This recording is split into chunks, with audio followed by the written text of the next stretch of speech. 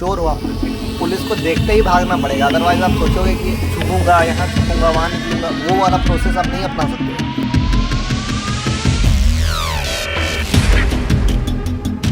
तो सबसे जो मेजर पॉइंट है कि एक स्कैल्पर अच्छा परफॉर्म नहीं कर पाता है स्कैल्पिंग में, वो ये होता है कि स्टार्ट तो वो कर देता है स्कैल्पिंग, बट माइंडसेट एक स्कैल्पर का वो अडॉप्ट नहीं कर पाता है। जब तक आप स्कैल्पिंग एक स्कैल्पर के माइंड से नहीं करोगे तब तक प्रॉब्लम होगा। आपको लगेगा यार क्या उल जुलूल बात बता रहा हूँ, ऐसा स्कैल्पर का माइंडसेट ये वो। एक माइंडसेट होता है स्कैल्पर का, एक माइंडसेट होता है ट्रेडर का। आप समझो बात, जब आप ट्रेड लेते हो ट्रेडिंग के माइंडसेट से, तो आपके पास एक स्टॉप लॉस होता है, एक सपोर्ट होता है या फिर एक रेसिस्टेंट होता है, जहां पे आपको लगता है कि अगर मार्केट इस पॉइंट को चल गया तो मैं एग्जिट कर जाऊंगा, यहां पे नो होप, या फिर मार्केट इस पॉइंट पे आ गया तो मैं एग्जिट कर जाऊंगा, यहां पे लॉस बुक कर लूंगा। लेकिन एक चीज याद रखना, आप जब ट्रेड करते हो तो आपका टारगेट भी बड़ा होता है। आप 1:2, 1:3, 4 इस टाइप का प्लान करते हो। बट जब आप स्कैल्प करते हो तो आपके पास कोई बड़ा स्टॉप लॉस नहीं होता है, तो आप उस छोटे से स्टॉप लॉस में जब ट्रेड लेते हो और ट्रेड आपका नहीं चलता है ना, तो आप इमीडिएटली एक स्कैल्पर वाले माइंडसेट से ट्रेडर वाले माइंडसेट में शिफ्ट हो जाते हो और वेट करने लगते हो लॉसेस में, उस लॉसेस का रिकवर होने का, या फिर आप लास्टली ये जगह पे बुक कर लूंगा, यहां तक तो अभी सपोर्ट है ना, यहां से ऊपर चला जाएगा, यहां तक रेसिस्टेंट है, यहां नहीं जाएगा, यहीं से ये नीचे आ जाएगा, मान लो पुट खरीदा है तो। इस चक्कर में जो स्कैल्पिंग मान लो आपने 5,000 का रिस्क रखा था, वो रिस्क आप 25,000 में लॉस बुक करते हो। कभी कभी वो रिकवर होकर आपका 15,000 का लॉस बन गया, आपका ब्रेक इवन, या फिर हो गया 2,000 का profit, but at the end आपको तो बड़ा नुकसान ही देगा ना। तो वो चीज को आपको कभी भी मिक्स नहीं करना है अपने ट्रेडिंग वाले माइंडसेट से। जब भी आओ स्कैल्पिंग में तो एक बात याद रखना, मेरा पुराना डायलॉग है कि स्कैल्पिंग करते हो तो लॉस में भी स्कैल्पर, प्रॉफिट में भी स्कैल्पर। जैसे आपका 5,000 होता है आप तुरंत पोजीशन छोड़ के भागते हो कि नहीं, जैसे आपका 10 पॉइंट हुआ तुरंत प्रॉफिट बुक करके निकले मार्केट से, फिर लॉस में पैरालिसिस क्यों होता है? लॉस में भी स्कैल्पर, चाहे जो हो, लॉस भी एग्जिट करो, फटाक से निकलो मार्केट से। चोर हो आप मार्केट के, तुरंत पॉइंट निकाल के देना है, पुलिस को देखते ही भागना पड़ेगा, अदरवाइज आप सोचोगे कि पुलिस को छुपूंगा यहाँ छुपूंगा वहां निकलूंगा, वो वाला प्रोसेस आप नहीं अपना सकते हो। यहाँ पे मार्केट में गए चुराने, आपने कुछ हाथ लगा आपको तो ठीक, नहीं लगा तो आपको जान बचाने के लिए जस्ट निकलना होगा वहां से। अदरवाइज अगर धरा गए बाबू तो बस ले लेगा मार्केट खबर, तो आपको पकड़ाना नहीं है, मार्केट को स्कोप नहीं देना है आपको पनिश करने का, लॉस में भी फटाक से निकल जाना है। अब देखो दूसरा चीज, एक जो स्कैल्पर होता है ना, उसका सबसे बड़ा दुश्मन मैं प्रैक्टिकली बता रहा हूं, वो होता है 9:15। अगर आप 9:15 to 9:20 या 25 के बीच में ट्रेड करते हो, या 30 मान लो, शुरुआत के 20-25 मिनट आप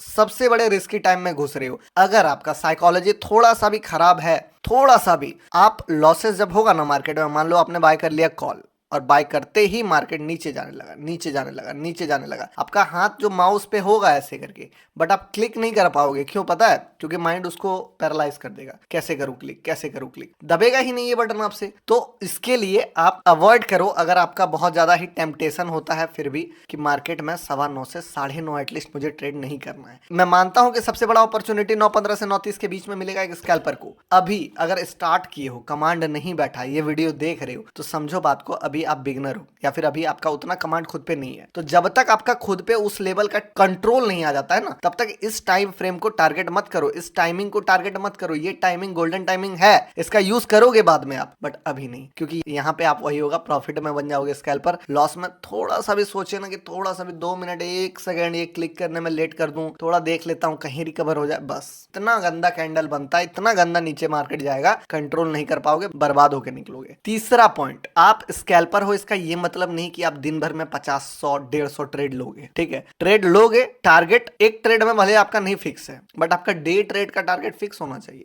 आपका डे रिस्क फिक्स होना चाहिए, क्योंकि एक स्कैल्पर को बर्बाद होने में आधा घंटा काफी है मार्केट में। आप अगर एक्सपायरी के लास्ट आवर के 30 मिनट में भी मार्केट में गंदा फाइट कर लो ना, तो चाहे आपका 1 करोड़ का कैपिटल क्यों ना हो, मार्केट के पास पोटेंशियल है आपको रोड पे लाने का। ये बात आपको समझना पड़ेगा, ये डिमोटिवेट होने वाली बात नहीं है। इस बात से आपको समझना है कि मार्केट में जब इतना रिस्क है तो मेरा भी तो कुछ प्लानिंग होना चाहिए ना, कि मैं मार्केट से कैसे फाइट करूंगा, कैसे गेम में बना रहूंगा, किस टाइप से मुझे माइंडसेट अपना प्लान करना है। तो वो क्या होगा, वो ये है कि आपको पता होना चाहिए कि किस दिन गेम को कब छोड़ के जाना है, कब आपको अकाउंट बंद कर देना है, कब ट्रेडिंग सिस्टम बंद करना है। कैसे होगा ये चीज? RPD रूल आपको फॉलो करना है, रिस्क पर डे। आपका लॉस कभी कभी होता है, आप मान लो प्लान किए हो 5,000, कभी कभी स्लिपेज में आपको 5 से 8,000 हो जाएगा, 10,000 हो गया, आपको प्रॉफिट भी मिलेगा। कभी कभी आप प्लान करके आए हो, मान लो 10,000 का ना, मार्केट के पास पोटेंशियल है, मैंने बुक किया है, मैं बताता हूं आपको, मार्केट के पास पोटेंशियल है, आप 10,000 सोच के आए हो, मार्केट आपको 1,10,000 दे देगा।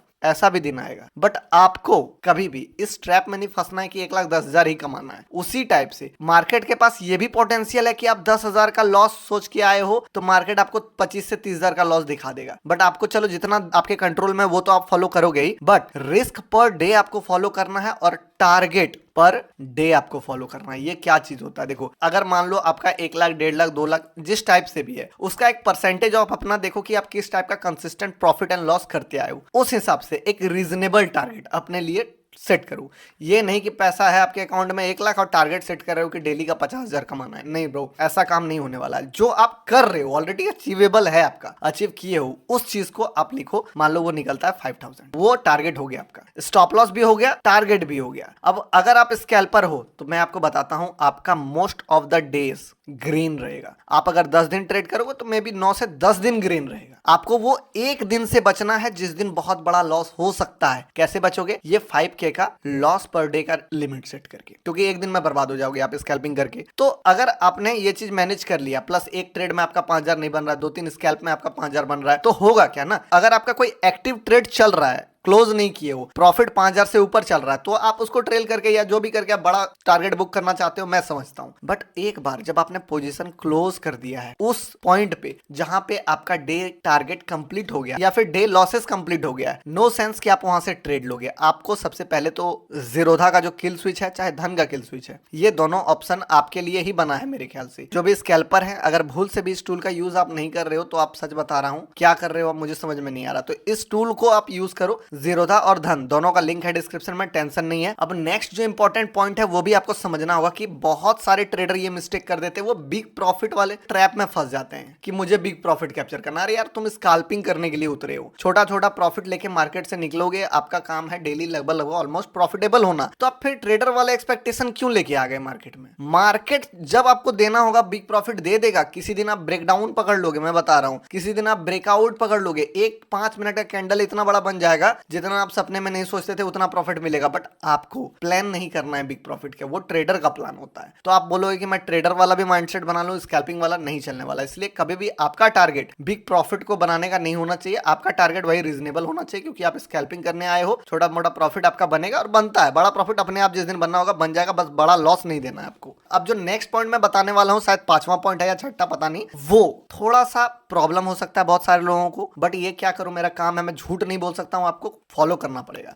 स्कैल्पिंग अगर आप करते हो भैया, फोन से स्कैल्पिंग नहीं हो पाएगा। एक फोन के भरोसे आप स्कैल्पर नहीं बन सकते हो। स्कैल्पर एक हाईली एक्टिव काम है जिसपे आपको बैंक निफ्टी का चार्ट हो, साथ में ऑप्शन का चार्ट हो, और उसके साथ ही ऑर्डर भी मैनेज करना है आपको कि एग्जिट भी करना है आपको। स्टॉप लॉसेस मान लो अगर आपका लग रहा है उसको लगाना है, स्टॉप लॉसेस को ट्रेल भी करना है। तो आपके पास एक लैपटॉप होना चाहिए और उसके साथ साथ एटलीस्ट एक आध फोन तो आपके पास होना ही चाहिए, या फिर 2-3 स्क्रीन है तो बहुत अच्छा, या फिर आप 2 फोन भी यूज कर सकते हो। और दोनों को मान लो अगर आपने एक में चार्ट देखा, एक में ऑर्डर पंचिंग वंचिंग कर रहे हो, मैनेज कर रहे हो, तो भी चलेगा। बट सिर्फ एक सिंगल डिवाइस के भरोसे आप स्कैल्पिंग नहीं कर सकते। स्कैल्पिंग ट्रेडिंग का सबसे ज्यादा हाईली एक्टिव वाला चीज है जिसमें आपको बहुत ज्यादा ही फास्ट एग्जीक्यूशन करना पड़ता है। अब जो नेक्स्ट पॉइंट आता है, इससे बहुत सारे लोग निराश हो जाएंगे कि भाई ये क्या बता दिया। अगर आप स्कैल्पिंग करते हो तो एक लॉट वाले ट्रेडर को स्कैल्पर नहीं बनना चाहिए। मैं क्यों बोल रहा हूं? अगर आप एक लॉट से स्कैल्प करोगे, सुनो क्या प्रॉब्लम है, 60 से 70 रुपए से एक ट्रेड लेने का कॉस्टिंग है आज का। एक ट्रेड से स्कैल्प करोगे, स्कैल्पर कितना कमाता है? 5, 10, 15 पॉइंट, ये तो बहुत बता दिया मैंने, 10 पॉइंट, 5 पॉइंट, कभी कभी 2 पॉइंट कमा के निकलता है। तो मान लो दिन भर में 4 ट्रेड ले लिए आपने, 250-300 तो चला गया आपका ब्रोकरेज। तो आप कमाओगे क्या? 10 में से अगर आप 7 दिन भी कमा लिए ना,